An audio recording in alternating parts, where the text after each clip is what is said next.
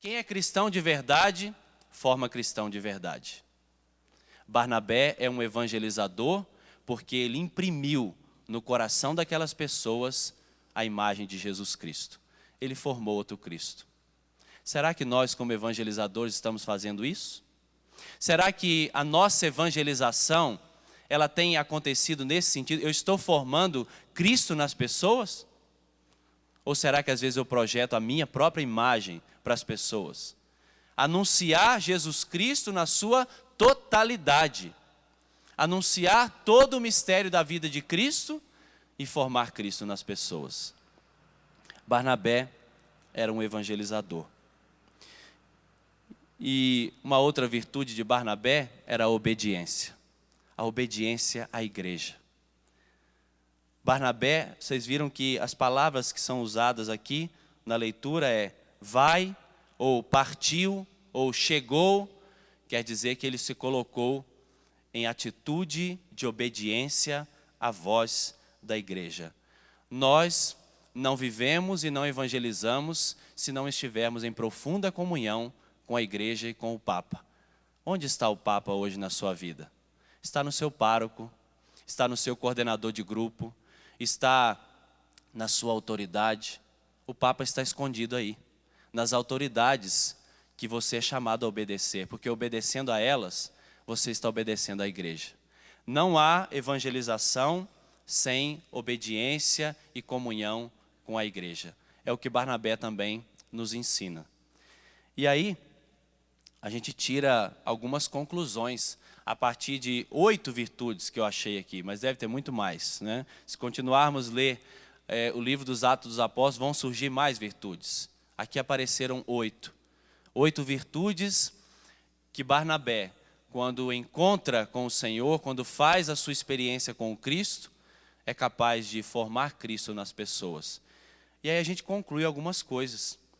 Que a nossa comunidade cristã, nós como igreja, precisamos também de pessoas como Barnabé. Nós precisamos de líderes como Barnabé. E aqui a gente entende qual deve ser verdadeiramente o perfil dos líderes de comunidade, de coordenadores de grupos, não é? Aqueles que estão à frente de determinados movimentos, dos padres, dos bispos, de fundadores de comunidade. Líderes e evangelizadores que saibam ver os valores e os aspectos positivos nas pessoas e nos acontecimentos. Lideranças que estejam cheias de fé e saibam descobrir a ação do Espírito Santo através dos sinais dos tempos. Graças a Deus, nosso pai fundador da comunidade Canção Nova tem essas virtudes. Louvado seja Deus por isso, que eu posso contemplar isso na vida desse homem. Comunidades e líderes que se dediquem a reconciliar, a pôr a paz, que dão margem de confiança às pessoas dispostas a dialogar sem condenar e sem censurar. É o que nós aprendemos com essa liturgia de hoje. Pessoas que têm o dom de discernir o que é conveniente para o bem da comunidade e a difusão do Evangelho. Pessoas que saibam descobrir no meio da comunidade os Saulos de Tarso. E também dar-lhes oportunidade para evangelizar. Porque o grande e extraordinário Saulo foi descoberto por Barnabé. Saiba você, viu?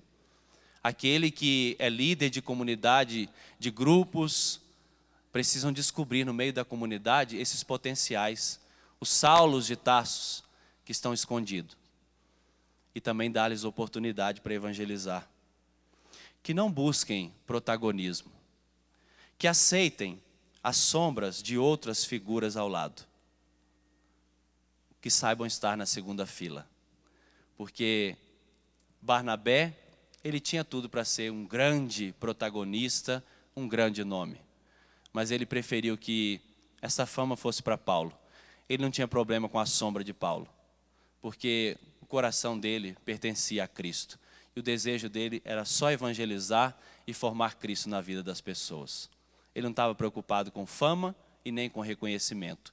Ele estava preocupado com a evangelização. Que nessa liturgia de hoje, pela força e pela ação do Espírito Santo, o nosso coração se inflame, mais uma vez, do verdadeiro ardor missionário, de levar Cristo até o coração das pessoas, de fazer com que Cristo seja o centro da vida das pessoas, que ela os encontre, que elas entreguem suas vidas, que elas coloquem-se totalmente à disposição do Senhor. Esse é o verdadeiro evangelizador. Que por intercessão de São Barnabé, nós consigamos esta graça e evangelizemos com todos os meios que Deus nos dá. Com a rádio, com a TV, com a internet, com o Twitter, com todas as ferramentas que nesse mundo moderno Deus nos concede. Mas apresentando em primeiro lugar o Cristo vivo e o Cristo vivido.